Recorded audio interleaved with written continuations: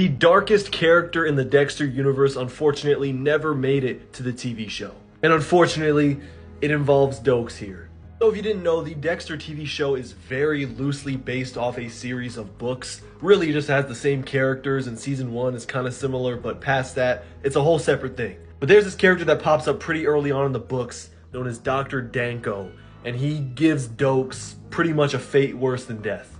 Some background on Dr. Danko: former special forces in the US Army, actually worked alongside Dokes. But long story short, he was traded when he was working in El Salvador for a bunch of other prisoners of war that they had down there, and he was kind of left to die. Feeling betrayed by his former colleagues, he decided to go to Miami and get revenge on them after he got out.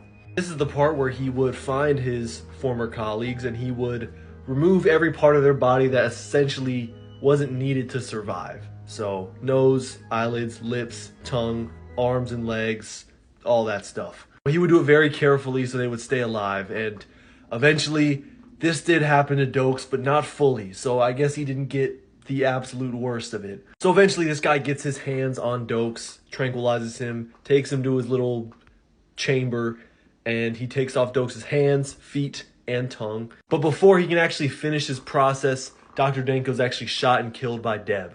Unlike the TV show, he is actually alive in the book still, although you could argue that it's worse than being dead what happened to him. At first, like right after this happened, he was completely unable to communicate, but apparently later in the books, he gets his own text-to-speech system so he can talk again, at least. Why this never made it into the TV show? First of all, way too brutal. They couldn't show like any of that.